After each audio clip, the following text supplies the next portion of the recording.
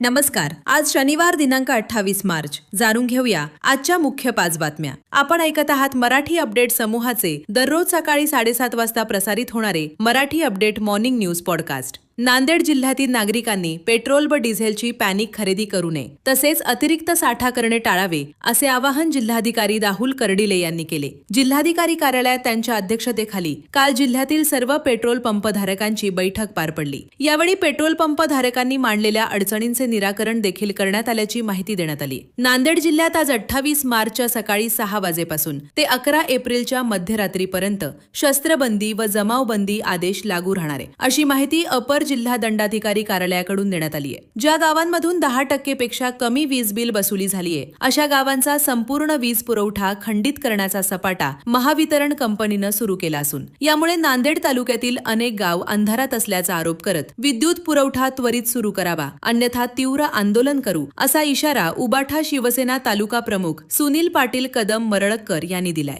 नांदेड वाघाळा शहर महानगरपालिकेच्या कामकाजात पारदर्शकता आणि गुणवत्ता सुधारण्याच्या दृष्टीने टाकलेले पाऊल यशस्वी झाले असून महापालिकेच्या लेखा व वित्त विभागाला प्रतिष्ठित ISO हे जागतिक दर्जाचे मानांकन प्राप्त झाले. महानगरपालिकेच्या आर्थिक व्यवहारांचे अचूक व्यवस्थापन, पारदर्शक कार्यपद्धती आणि नागरिकांना दिल्या जाणाऱ्या जलद सेवांची दखल घेऊन हे प्रमाणपत्र प्रदान करण्यात आले. श्री रामनवमी निमित्त कलांगण प्रतिष्ठान व श्रीराम भक्त मंडळ यांच्या संयुक्त विद्यमाने आयोजित करण्यात आलेल्या श्रीराम पहाट या सुरमयी संगीतमय सोहळ्यात 27 वेळा अमरनाथ यात्रेचे यशस्वी आयोजन केल्याबद्दल धर्मभूषण दिलीप ठाकूर व 17 कोटी रामजप पूर्ण करणारे व्यंकटेश पाटणूरकर यांना रामसेवा गौरव पुरस्कार प्रदान करण्यात आले. यामुळे दिलीप ठाकूर यांच्या पुरस्कारांची संख्या 111 वर पोहोचल्याने त्यांचे सर्व स्तरातून कौतुक होत आहे. दररोज सकाळी 7:30 वाजता Marathi update morning news podcast ऐकण्यासाठी मराठी अपडेट पॉडकास्ट YouTube चॅनलला सबस्क्राईब करा. धन्यवाद.